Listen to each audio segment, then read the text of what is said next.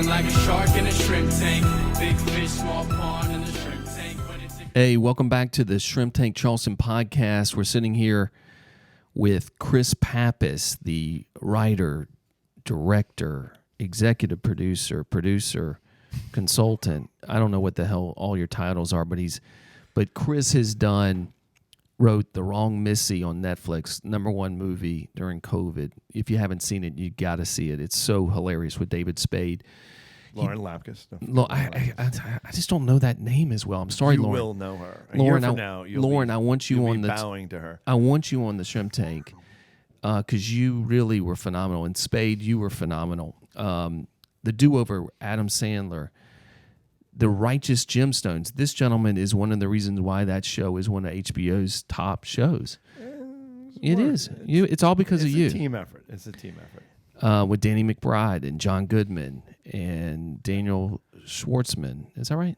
Jason Schwartzman. Well, Jason's this year. Yeah. Adam Devine. Adam Devine, which is hilarious. Edie Patterson, who's amazing. This is the sister. And you got Eric Roberts now on the show. Eric Roberts, yeah. He's finally making a name for himself over at Julia. Yeah. He's made some interesting... He was in that movie with Sharon Stone and Sly Stallone. I'm sure he was. The Specialist or something? I don't know. He was a bad dude. But so we were talking with Chris. And by the way, I'm Eric Elkins, the host of the Shrimp Tank Podcast Charleston show. And we were talking, before we went to break, we were talking about the world of working with Oliver Stone and how that kind of propelled your career. And I'm just curious because he's such a badass, Oliver Stone. Cold, just seems like a ruthless. His movies are phenomenal. Did you start to get and see the world in Hollywood starting then, like what Hollywood's really like and how cold and ruthless it really could be? Yeah, I mean, Oliver, he was just an intimidating guy. He was, he had a big heart. He was good to his people, and it was. I was lucky to be there and be able to kind of like a month out to Los Angeles and see the landscape of like, if I'm going to be a writer, if I'm going to be a director, what's my path, and it's a cold, it is a cold profession, like people say like your son or your daughter, like, I do not want them to be writers, like what you have to go through. Like, I'll give you an example of a friend of mine from film school. So I'm living in LA. I'm working for Oliver Stone, and I'm probably 2 years into living out there. And a guy behind me in the film class who is very talented, and he really took to our screenwriting professor at RIT in Rochester Institute of Technology, and he had gone out on his own, again, taking a leap of faith, which always is kind of paramount when you're talking about, doing this shit on your own. And he had this book, and it was a book from the 80s. It was written, and it had been optioned by, I think, TriStar Studios and renewed like... Oh, TriStar was the horse that went like yeah, this? exactly. The horse with the wings. Yeah. And anyway, he loved this book. He's like, this book is a movie. And this is him as like a, just like 1 year out of film school. So he's a young dude, and just to have the foresight to this. And he wrote a script based off of it, even though it was owned by TriStar Studios.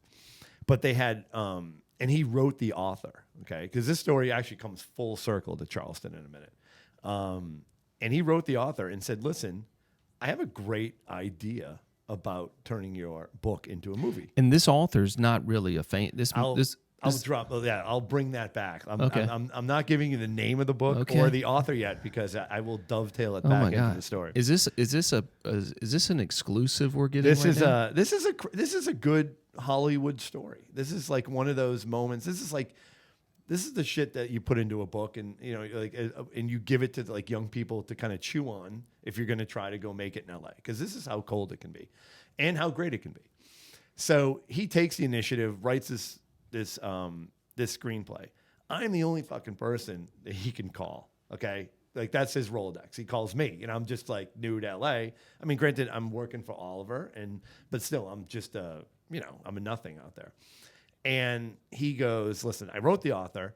TriStar, his option is up in next month, and he has given me 6 months because he liked the way I took the book, which was, I think the book was not a two-hander, which means there was one main character and they referred to this other character but didn't really go into it in the book, and he flushed that character out and made the movie about these two guys.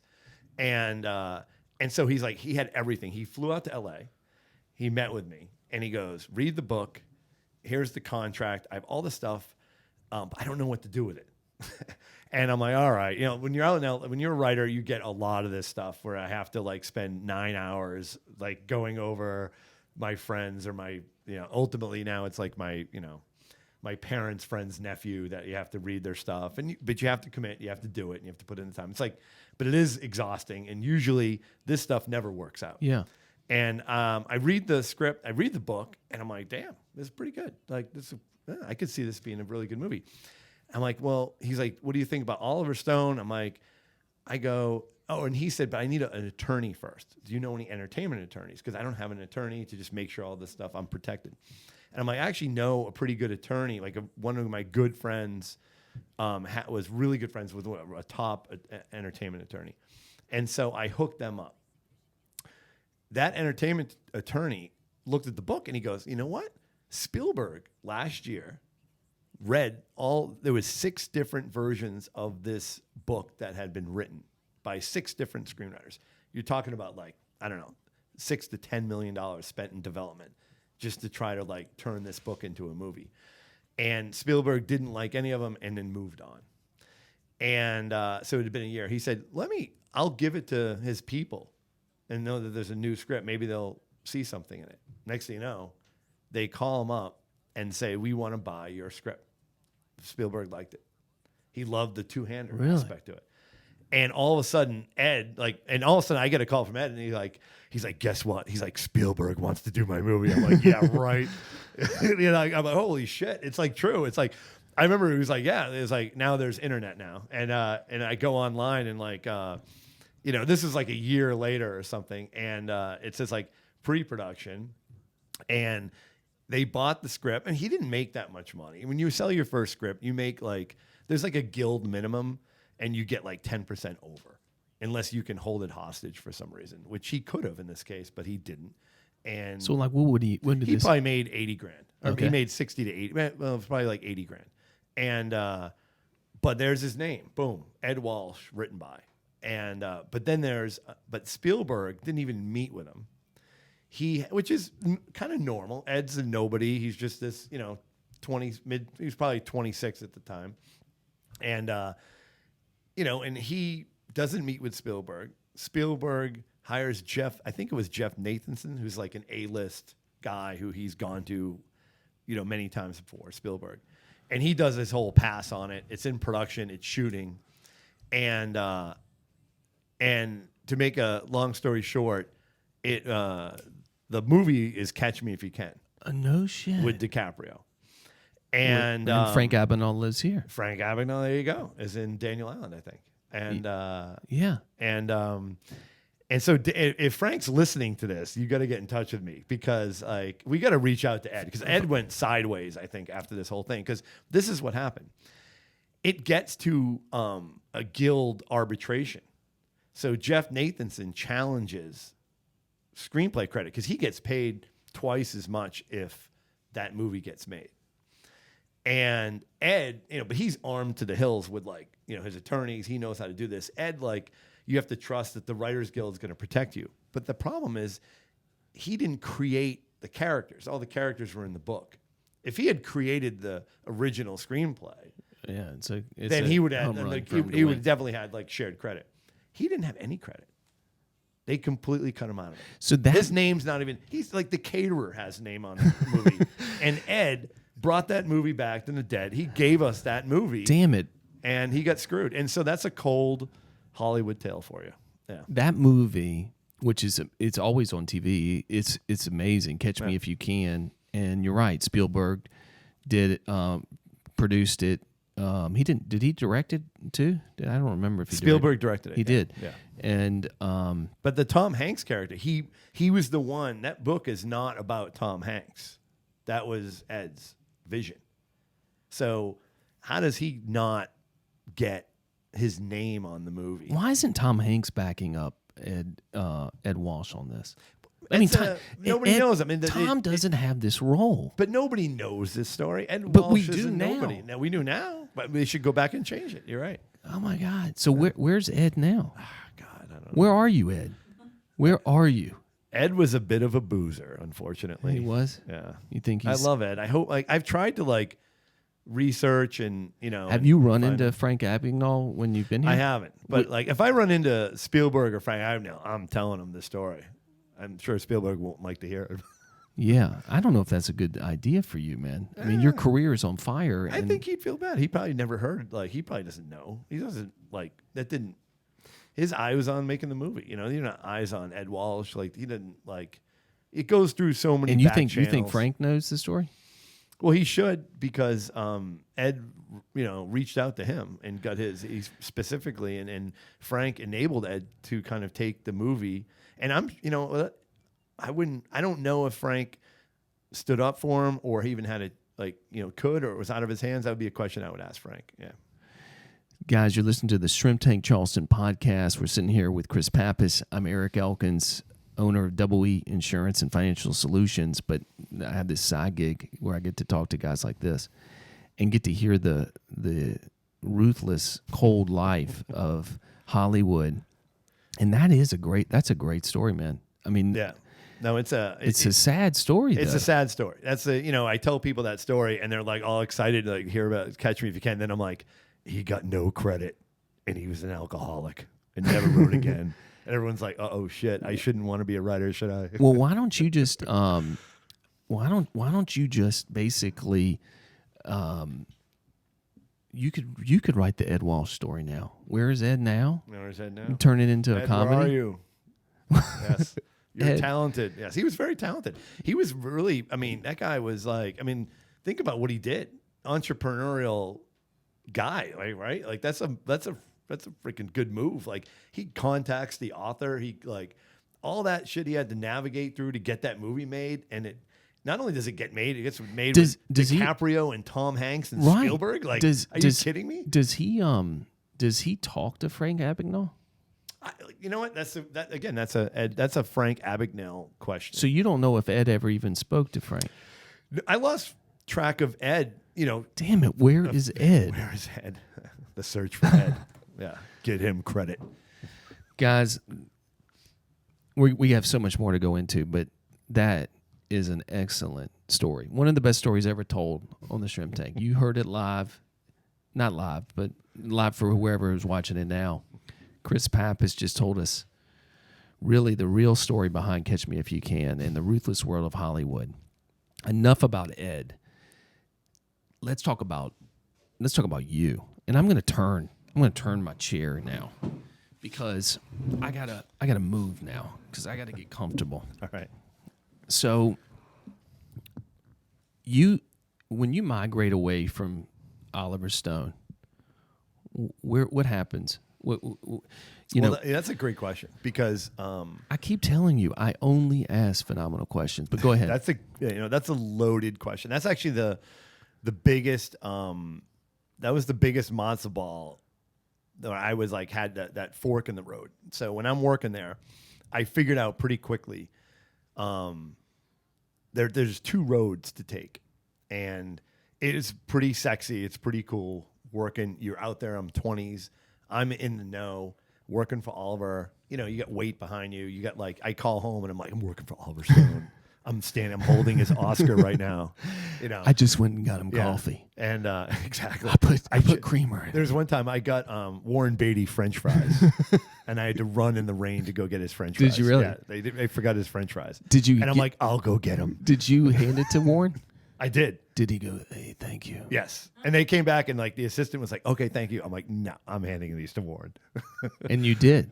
I did. You took and the I realized, initiative. but I also realized that you really don't get anything from that. You're kind of it's what? Is he a nice guy? He's a nice guy. I didn't really hang out with the dude. I handed him French fries, but but you because he just seems kind of like he'd be kind of a guy you'd be disappointed in. The coolest thing, just a quick thing about one of my best moments working for him was they were doing the football movie with Al Pacino and Jamie Foxx. Yeah, that's Any another Given Sunday. Oh, dude, that's a great story. But I won't go into.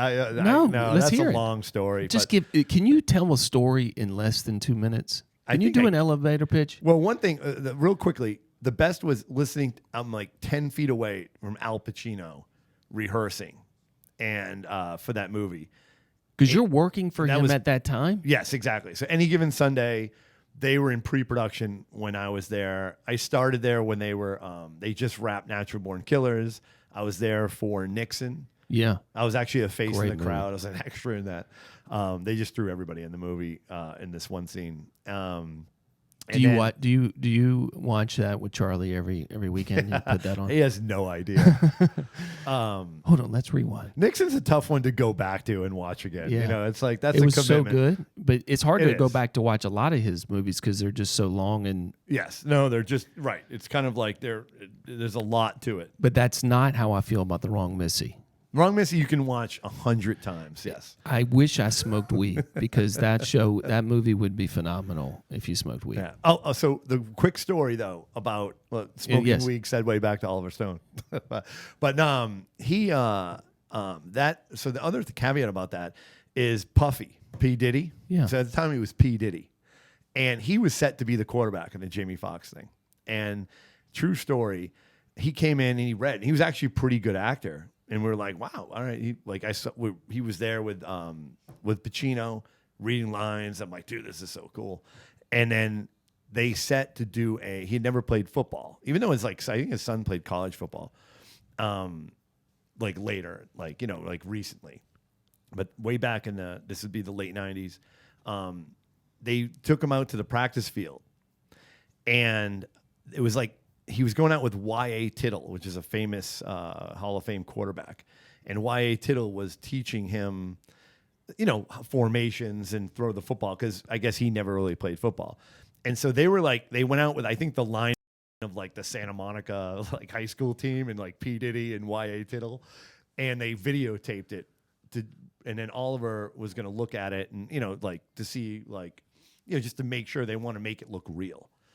And I guess like I come into the office on Monday and one of the guys there is like, dude, you got to see this video. And and I like watched the video and I'm like, oh my God. They couldn't make him.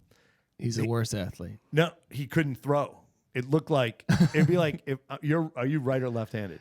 I'm both. Oh, you're actually. both. Okay. Kristen, are you right or left-handed? I'm left-handed. So how good can you throw right-handed? Actually, a lot better than left-handed. All right, well, this is about how good P. Diddy could throw, apparently. It was so funny. I could imitate the throwing motion right now, but every attempt, it was like Y.A. Tittle scratching his head. And then like, let's try it again. And it would be like, oh, that's even worse. It was so humbling. It must have been so humbling for P. Diddy. And so Oliver comes back and he's like, all right, that dude's, he's out. We can't do it. And next thing you know, it's like the receptionist is like, P. Diddy is downstairs and he's not happy. Because his career is on fire then.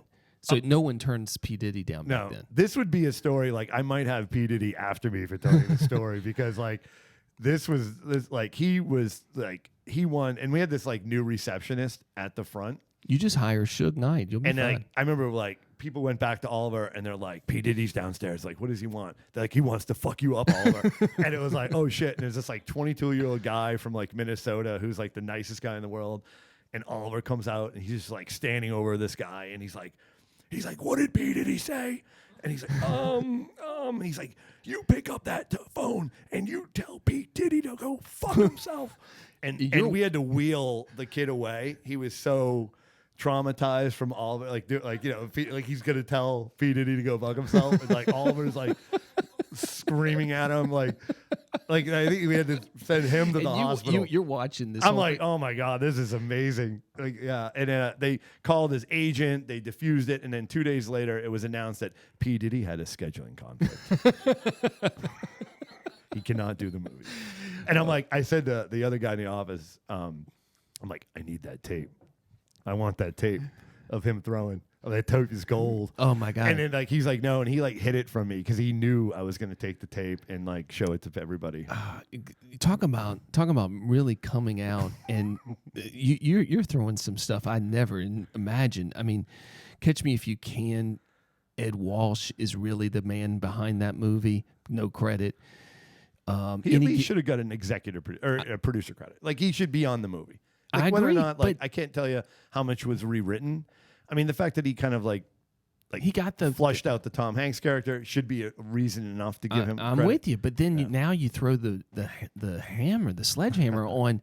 P. Diddy was let go because he has no throwing ability. This is what happens when you're in your 20s and you go out to California and you just try to get in the business. Well, so go back to the story. Okay, so the matzo ball we're talking about, right? Yeah. Okay, so in order for me to have a career, I had two choices. One, I could stay and be someone's assistant and then be a development executive. And that was a pretty easy path because I'm personable. I know what I'm doing. I love film. And a lot of smart people, that's you want to get in the business and you want to have a job. That's what you do.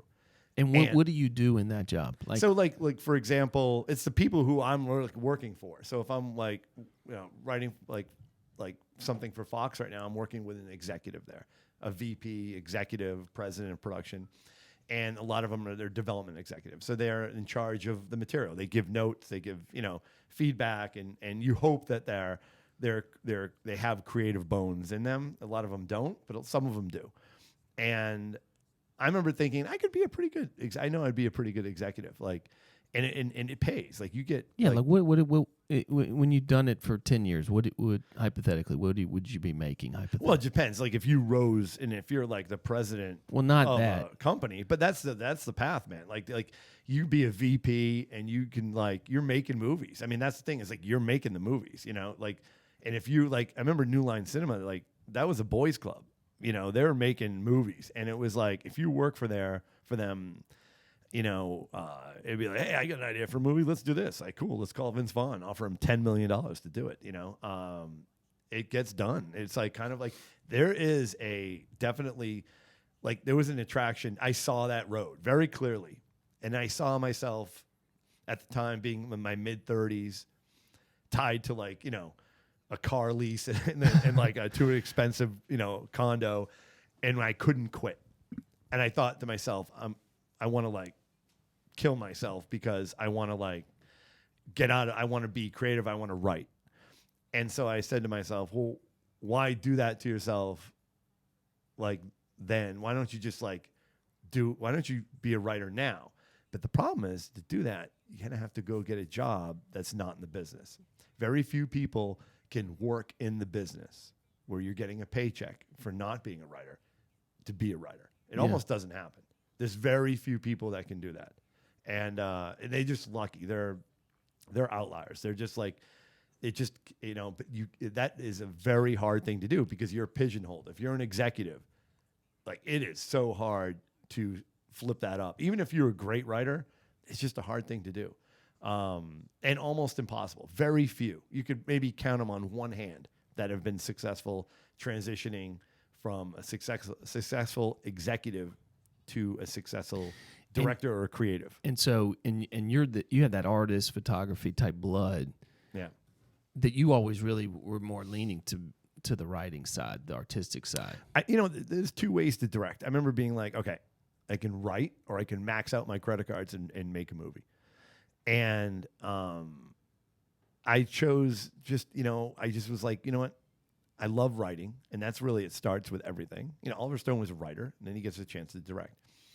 And I just needed to get really good at it. I wasn't a great writer, but then I was when I went to LA and I kind of had that fork in the road in front of me and I made the creative choice. Now it was if I'm going to write, I need to really make sure I know what I'm doing. And I remember getting the Shrunken White, whatever, the grammar books, everything. I brush up everything. I was reading.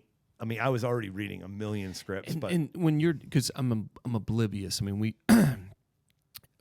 we had Josh Lieb on the show, another writer, and I didn't really go into it with him, so I'm going to ask you. When you sit and write, are you writing, like when I write something to prep for a show, I'm writing and it doesn't say, I say this and Chris says that. It just says, basically, it's a paragraph. When you're writing, do you have to go by character? The character is saying this, or when you first start, are you just writing the story? I look at it like as a blank canvas, and there's the idea. Okay, so it's kind of like everything's like out there. It's really just what's the movie, what's the third act. It's very mechanical. Actually, it becomes that way. It's like I know the process. It's almost like building a house. Like if I looked at a house, I'm like, how the fuck am I going to build that house? Right? Like if you don't know what you're doing.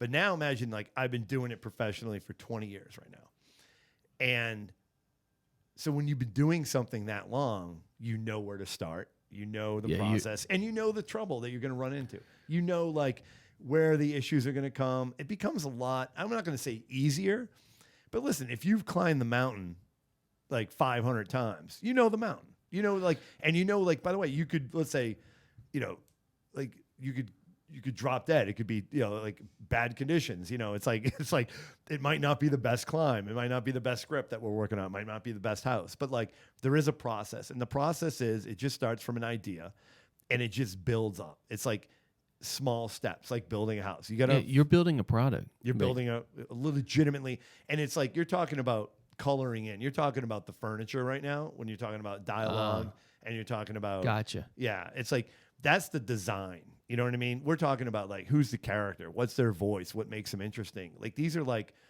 it really starts from a place like like Danny with Gemstones. Like he it was his idea, and he had this idea.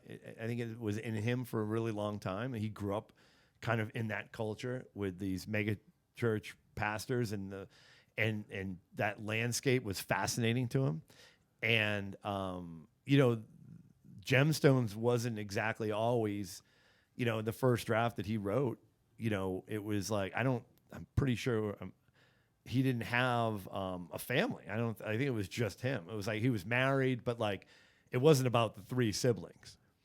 And so it evolves from kind of like its original concept. It's like and then it builds from there. Like Seinfeld. Seinfeld, like they went in, like there was no Elaine. They're like, we need a girl for the show. If you watch any of the, how Seinfeld's got made, it's just an evolution. Or like who's the fourth guy? Like, oh, let's have the neighbor Kramer. Let's write him in there. All right. So let me. So I don't want to miss out on some of the stuff I got to ask you. Yeah. All right. And obviously, you take too long to go through your, like we're going 1985 to 1986. I gotta speed up here, man. 1985, I was in high school. Yeah, we're going backwards. If we're going 1985. I'm back on the couch in Massachusetts. Sorry. Okay. So we had Oliver Stone, and then you make the decision that you're going to go into writing, and then your first big break is Fairley Brothers. The Fairley Brothers. Yeah. With Unhitched? No, it was actually in 2001, 2002. So 2001. And that was an idea that I met with them a few times.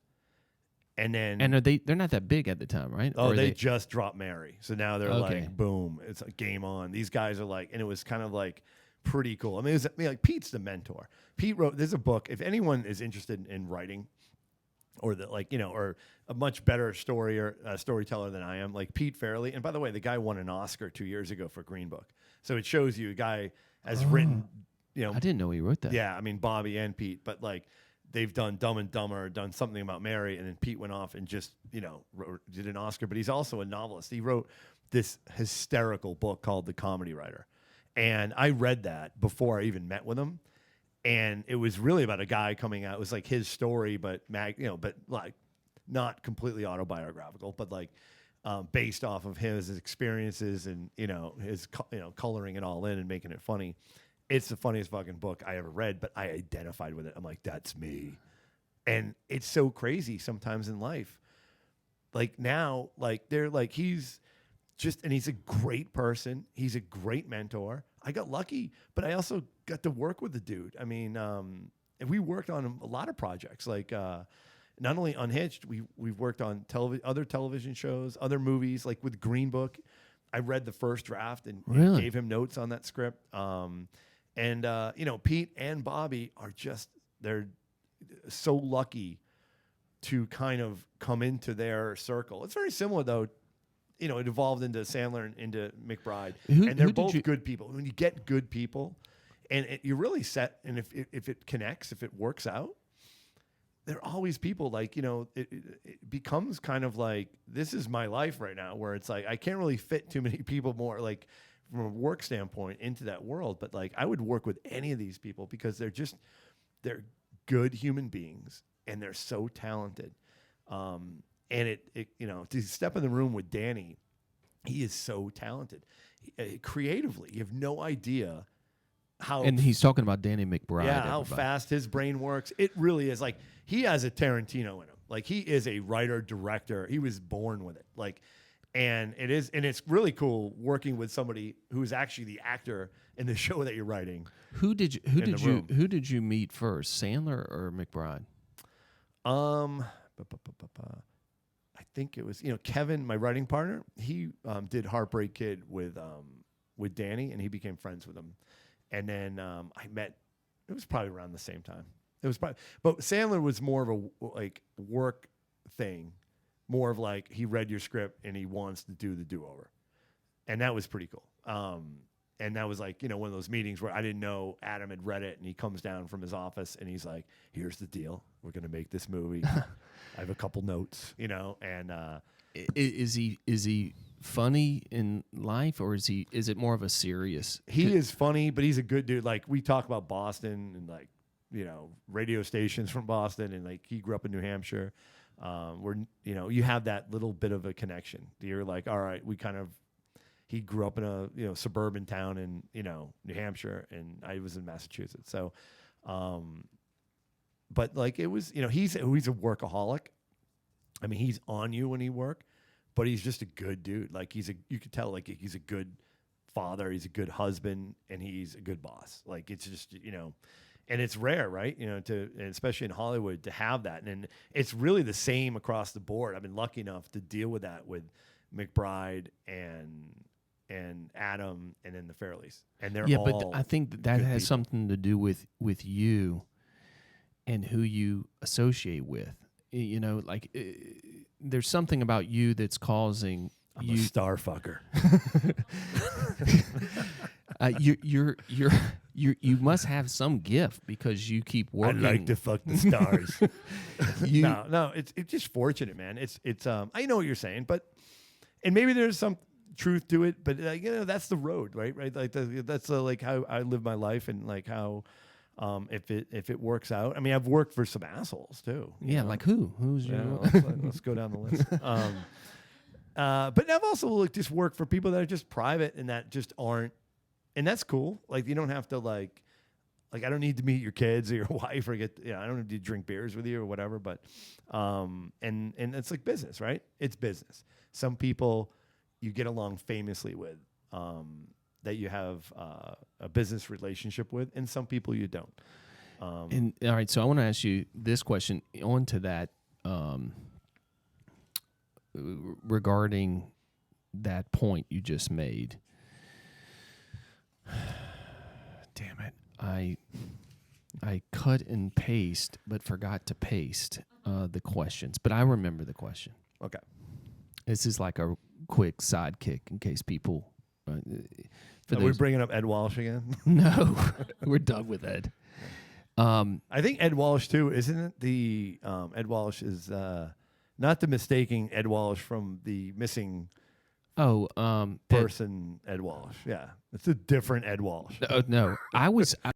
When you said Ed, I actually expected you to say Ed Burns. I thought you were going to say Ed Burns was this guy. But I'm friends with. I know him pretty well too. Oh my God. Yeah. Okay. Yeah, his producing partner is one of my best friends. All right. He started with me at Oliver Stone's company. Did he really? Yeah. Seems like a really good guy. Same year, same everything. Seems And, like a Ed's a great dude, and his brother Brian, who's a writer on Blue Bloods.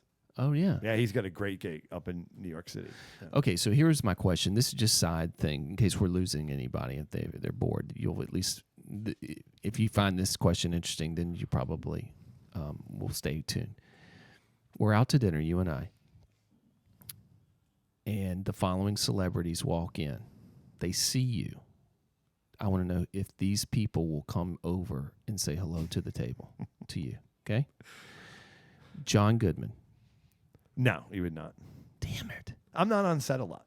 Okay. I'm not on set a lot. All right, Sly Stallone. No, Have you met Sly? I have not met Sly Stallone. No, Okay. no. You're. I've met a lot out there. All right, I mean, all right. randomly, a lot of random Okay. meetings. Just stay with me here. Paula Patton. Yes, She will come to the table. she would. Yes, yeah. I got to know her. Yeah. Okay. Why don't you get her on the Righteous Gemstones? I know. Because she might be. Jen never listens to my show, so I'm not even worried. She might be one of the most beautiful women I've ever seen in my life. Yeah, she is very beautiful, very naturally beautiful. Like in Kristen, do you know person. who Paula Patton is? I do not. She was married to. No, Paula Patton or Paula Poundstone? Which one? No, Paula Patton. Paula Patton was married to. What's the Alan Thicke's son, Yeah, Robin Thicke. Robin Thicke. Yeah, And- he's and- good looking. Well, I think he. they have a kid together. Yeah, I They think have a he little boy. abused her and stuff. We talked about that. She was divorced when she was doing our movie. Yeah. Yeah. So I think you need to get her on the Righteous Gemstones, and then you and I are going to have dinner every night until we run into her. Okay, I'm not done yet. Adam Sandler. Yes, definitely. I would be definitely. Like you'd be pissed if he didn't come over and say hello.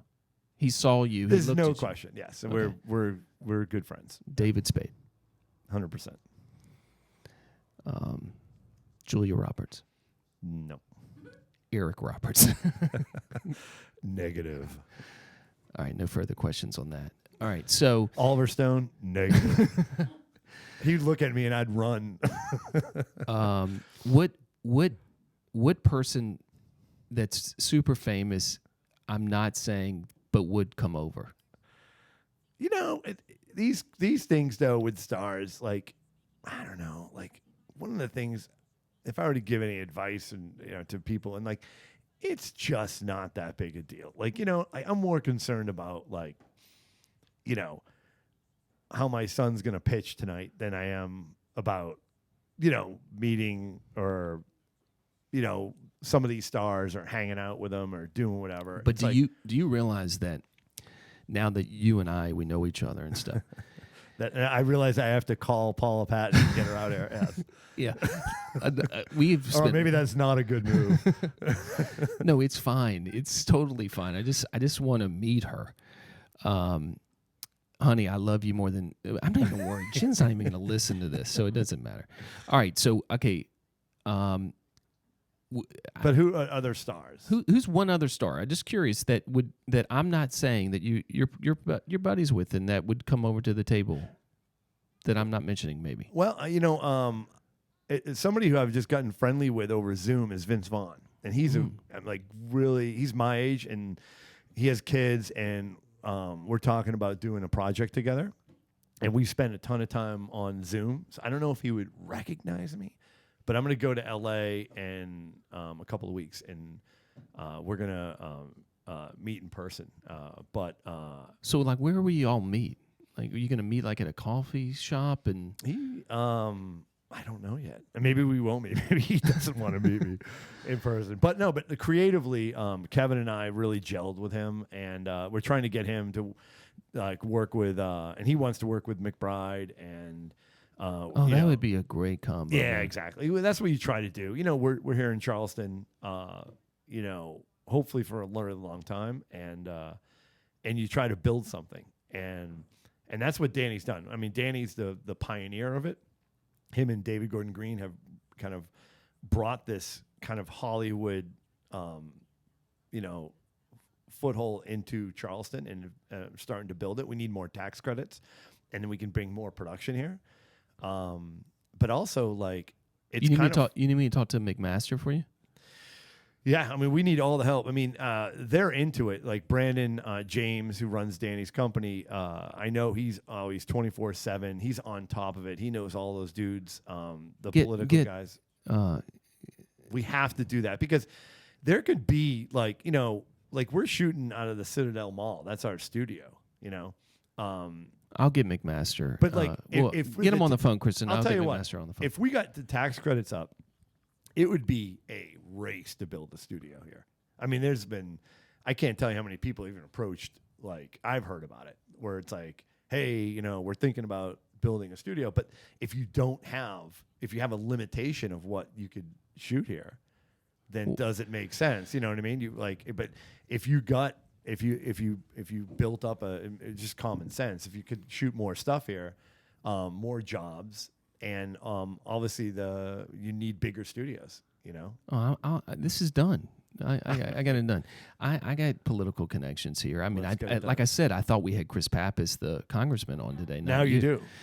All right, I got to go through some quick questions because the tape is gone way beyond, and I have so much more. Okay. But we got another show going on. The next show is nothing going to be as exciting as yours. So they can't hear me because they're outside right now. They can't hear me. I won't tell you who that person is, so that way you guys don't make sure you still listen to the next show. Do you feel? I'm going to just run through quick questions. I want you to try to be fast on this. Do you feel you have hit your point for success? Like, you feel like you're there now, or is there still something you're driving? There's a growth. I mean, the directing side. That could be the growth. But you know what? Listen, if it doesn't work out, it doesn't work out. I'm pretty happy. I got a great family. I got a good job. I like what I do. And I'm having fun. And if it goes another notch up or whatever, that's great. As long as I can maintain, if I can maintain the life I'm living now.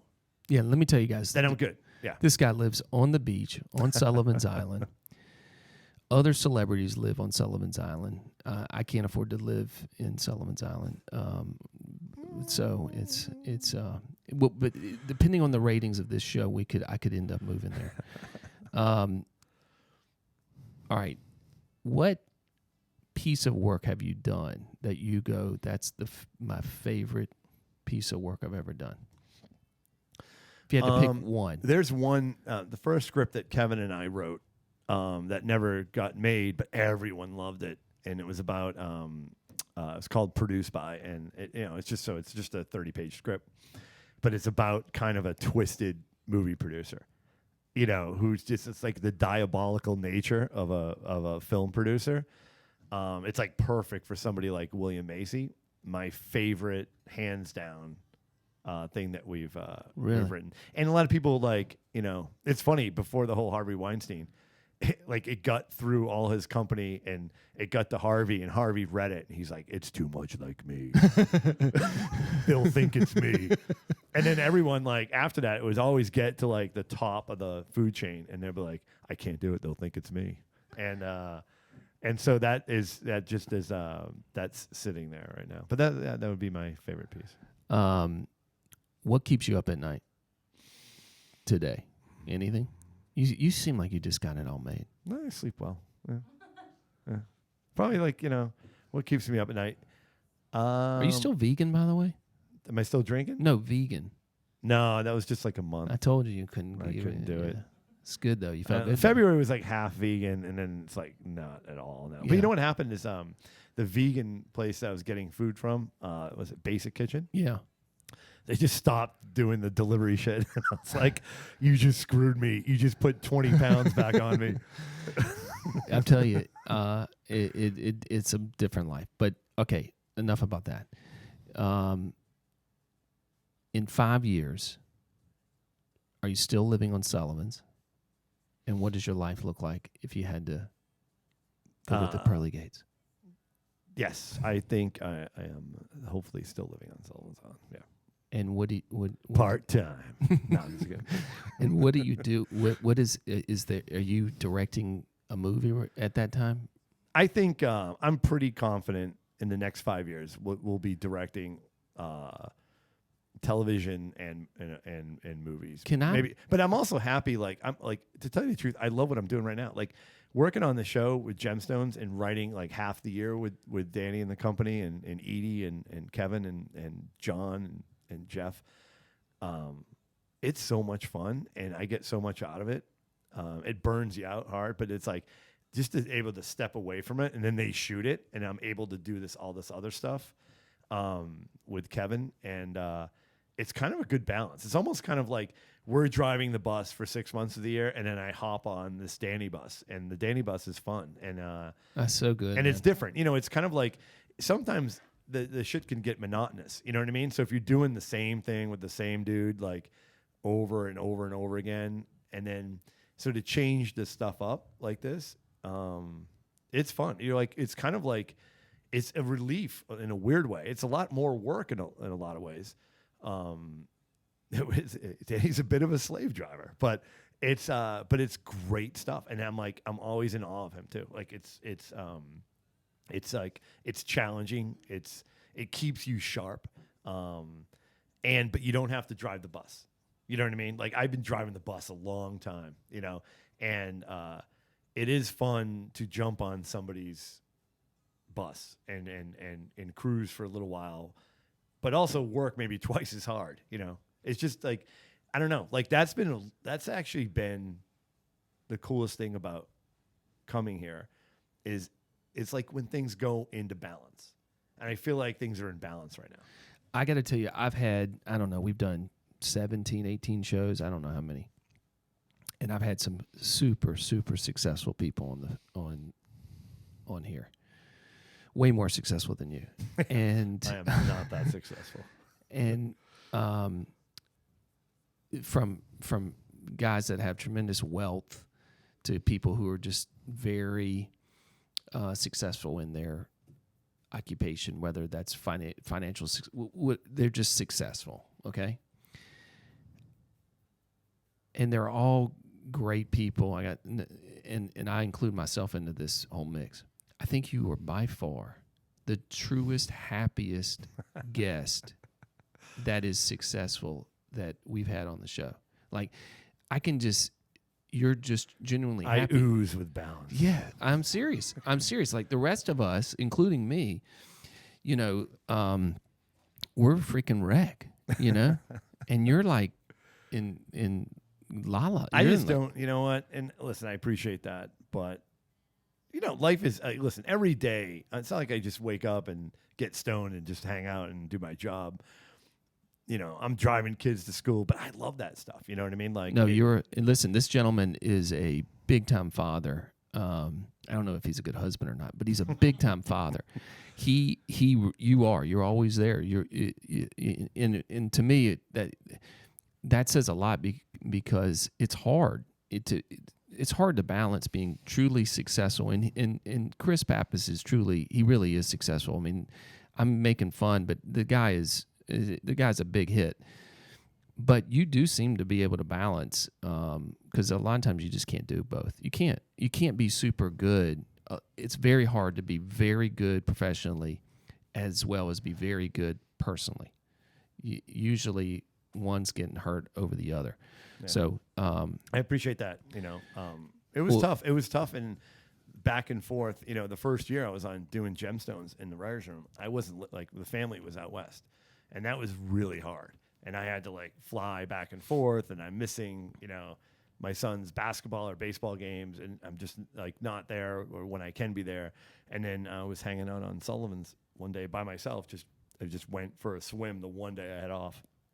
And I'm like, saw all the families there, and I called my wife, and I'm like, we're moving to Sullivan's Island. I saw the future. And she was cool? Yes. I saw the parallel universe of the Pappas family. But your wife is a successful career woman. She is, yep. No, that's the stress right there. By the way, that's a whole other episode is like raising kids with like your wife is just as busy as you are. And that's do you have like that's do y'all have like $100 bills thrown into your tub like rose petals? Like we just have, y'all have 30 so people money. working for us. All right, I gotta keep going here. All right, Here's the question I'm very interested in. if you were tasked to start a movie studio like a Paramount Pictures type of company, okay? You were tasked to do that. And you had to hire celebrities that you've worked with, whether that's actors, directors, writers, whatever, okay? Who would your executive team be? So first, who would be your CEO of that company? Paula Patton. Can I be Paula's secretary? Paula, I know I would get you as an investor. I'd be like, it's run by Paula Patton, Eric. Are you in? The sad thing is now someone is listening to this going, did you know, Jen, did you know that your husband's in love with Paula Patton? And she's going like, I don't even know. He's never even said anything about it. I know. I've kept it a secret all this time. Okay, CEO. So the CEO of like a famous person. Someone that you've been around, you've worked with or whatever, but you know, that's in your business, but you're now starting up a Paramount Pictures. Who would you have to pick the executive team? Who is the CEO of the company? I guess like so like the face of the franchise, so to speak. The person that's going to not make this company another level. Where who is a celebrity? Yes. Who is the person? So like, is this person my like God. have I mean, a great work ethic? I mean, I don't know. Like, I mean, I guess like I'd have to say, I mean, McBride is the guy who just wears all the hats. Okay, so McBride, your CEO. I mean, McBride would be my CEO because like he can act, he can write, he can produce, he can direct, he can do everything. He can edit. He can like Then CEO is Danny McBride. Yes. LLC. Who is CFO, Chief Financial Officer? We'll go with Sandler because he has more money than anybody. Okay. And who is Vice President of Sales? We'll go with Pete Fairley on that. Peter Fairley. He's a pretty good salesman. Yeah. You heard that question. He's got a little Willie Loman in him. I promise you, if you, whatever shows you go on, this question will never be asked. That question I just asked you. No one will ever ask that. Yeah. That's an original copyright question by me. All right. Which writer do you admire the most and think of them as like the Michael Jordan of writing? That's a tough one. I mean, it's again not to repeat it, but I'm gonna say my writing partner, Kevin Barnett. Jeez, I'm pretty. Kevin's got the most incredible work ethic. He's tenacious. It's just such a pleasure to work. That's a whole other conversation, too. Why didn't you get Kevin Barnett on the show, Kristen? Totally my fault. You know what? That's a good sequel to the show. Then you get his whole thing. Yeah, he's it's a privilege to work with somebody, and you get to share. Part of this is we share everything. You truly, he's my work wife. You truly have a good time being around him, because having partners is very hard. It's very hard. No, it's like everything's on the table. We always joke around that like if like it was like who could plan a better night for you, your wife or me? And it's like not even close. Your wife. Yeah, exactly. That's what you say, but we all know that's not the case. Yeah. All right. When you meet these successful executives, directors, actors, producers, just the world that you live in, I'm just curious, what traits, what puts them, what's something about the Adam Sandlers, the Danny McBrides? What is there something that you look at and go, God, they all just seem to have a real passion and an incredible work ethic, like a ridiculous work ethic. I mean, their work ethic is Danny and Adam, and they just don't stop. You know what I mean? Adam is on another level. Adam is just like, you'd think a guy would like, who's done it all and would just take a break. And it's like how he juggles what he juggles, like with his family and movie to movie. And I'm going to shoot this movie and produce this movie. And like, you look at his body of work, he's done everything. He's had successful TV shows. He's had successful animated movies, the Transylvania franchise. You look at the movies that he's produced. You looked at the acting. And then he steps away and he does Uncut Gems. He does like, Great movie. all these other things. And like his body of work, I mean, it's really unprecedented when you look at it compared. Like we're talking how many decades has he been doing it for? And it doesn't happen without him just driving the train. You know what I mean? Like he just doesn't slow down. Is he going to move to Charleston, you think, Sullivan's? You know what? He's a big fishing guy. So I'm trying to he likes to, it'll happen. We're going to get him out. I keep texting him about coming home and he's in, but you have to the only way he can travel though, cause he works so much, is to set a movie here that he can be in, and then you get him here. Cause I'm going to he work. doesn't vacation. I'm going to work on the whole, the extra credits, for I can help you guys there. So I just want to be like That's a big deal. I want to be a character on the Righteous Gemstones. If I can get the extra credits, can y'all make me? I can see you as like a preacher. I can see you out there. I want to be the Fred Thompson. Remember Fred Thompson? He was the U.S. Senator for Tennessee, but then he would. I can see a politician. You're right. But I'm saying I want to be that guy where I'm the insurance financial guy 75% of the time, which is what I do, and I like doing what I do. But 25% of the time, I'm just going to go shoot a movie and be a side character. I don't want to be the main guy. I just want to be a side character. Sidekick. Okay. Like Fred Thompson. He's passed away now, but he was like in a bunch of movies back The in character actor. Yeah, I just want to be side. Okay. Hey, it's never too late. My old neighbor got her first acting gig at 91 in Santa Monica. And she went on to be in from 91 to she was 100. She was in a bunch of Ain't It Sunny in Philadelphia. She had a recurring role. Really? She was in national commercials. We put her in Heartbreak Kid. Were you a part of Heartbreak Kid too? Kevin did that. I was working with the Fairleys, so I wasn't I really didn't do any work on it, but I was just around for it, By the way, when I was doing all the research on this interview, I did tons of research.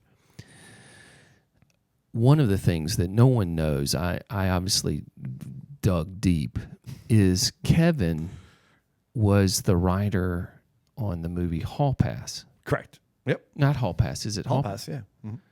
Is that the one where Jason Sudeikis, Owen Wilson? Yeah. Okay. So I'm playing golf last week, and a buddy of mine goes, "You remember in Hall Pass?" And I go, "I haven't seen Hall Pass." He goes, "You haven't seen Hall Pass, dude? That is the fun." And he starts playing out the scene for me of them. So I guess the guys go to Applebee's and they're planning on having a big night, and then they're too stuffed to go out. Right. And he goes, "Man, you gotta see this movie." So I'm dying. I gotta see it because he started telling me. So just don't watch it with your wife. No, I won't, because then, and especially after this episode airs with you, because she'll be like, all you're thinking about is Paula Patton. You're trying to get Paula Patton as the Hall Pass. That's what's trying to happen. Yeah. Chris, you said it all. But before we end this phenomenal interview, and I've had a great time talking to you, brother. I'm so not looking forward to the next show I got to do. But they can't hear me out there, so it's fine.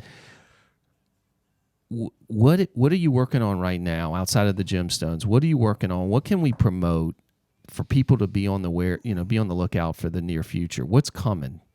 What's coming from Chris Pappas and Kevin Barnett? We're in the animated space, doing a movie with Danny that I believe he's directing and producing, but it's with this the people who really were part of all those Pixar movies. Is a big animation studio called Spire Animation that just formed last year, and we're one of the first projects. It's a movie called Trouble, and so it's a family, Pixar level type movie, and we just finished the first draft of that. Oh, that's cool. And it's we're pretty happy with it, and I think it's a long process, so you probably won't see this for at least another 18 months, because the animated world is it just takes a long time.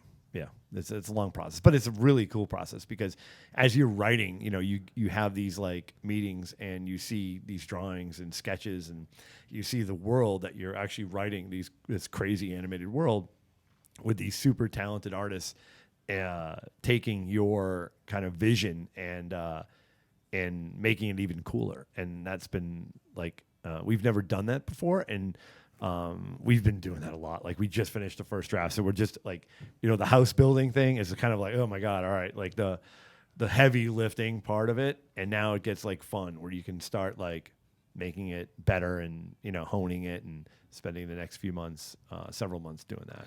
So Trouble is coming. Trouble is coming. And Gemstones season 2, I believe the word on the street, I think it's January, but, and then there's, I'm trying to think of, there's a couple other things, that are in the works and that we're working on, but I don't want to, nothing like coming out next fall. Yeah. Well, ladies and gentlemen, we have had the opportunity to enjoy this. How long has this interview been? An hour and 40. Oh my God. Whew. That's an all-time record. It's just like a movie. With Chris Pappas, famous writer, director, will be even a bigger director. You guys wait. He said it here. 5 years from now, he's going to be directing the Ed Walsh story. And The Ed Walsh documentary is Where is Ed? And Is Ed dead? And I That's what it's star called. as Ed Walsh. So guys, Poor Ed. I love Ed. He's a good guy. Hopefully he's doing well. I'm tagging Ed on all the publicity. I'll find this guy. The problem is when you search for Ed Walsh, it's the other one takes over. Yeah, but still, I'll find this guy. That is Ed Walsh, right? I'm Yeah. pretty positive. My roommate used to watch that show all the Yeah. time. All right, I had a great time, brother. Great time. I Thank really you for appreciate having me. you No, being this has on. been fun. And I look forward to a lot of drinks on Sullivan's. And some vegan. I'll get back and to vegan. Yes. Yes. Yeah, I want to do that. Guys, you have been listening to the Shrimp Tank Charleston podcast, sitting here with Chris Pappas, writer, famous, friends with everyone, but Starfucker. But Sly Stallone won't come over to the table, so I don't know. Maybe Frank Stallone would come to the table, but not Sly.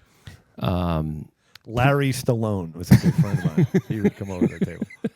Good old Lawrence. If you want to listen to any of the other shows or watch some of the video portions of our show, please take advantage of YouTube, iTunes, iHeart, all the apps out there. Follow us on Facebook, LinkedIn. I am the host, Eric Elkins, owner of Double E Insurance and Financial Solutions, and we are in the Double E studios with Chris Pappas today, and we had a great time. You can also listen or go to our website, www.shrimptankpodcast.com/Charleston, to see other episodes. But great show, Chris. World record, hour and 45 minutes. I hope everyone is tuned in and listen to this, because this is one hell of a show you gave us today. I can't thank you enough, man. Hey, thanks for having me, and all good, man. Thank you. Keep at it. I've been feeling like a shark in a shrimp tank. Big fish, small pond.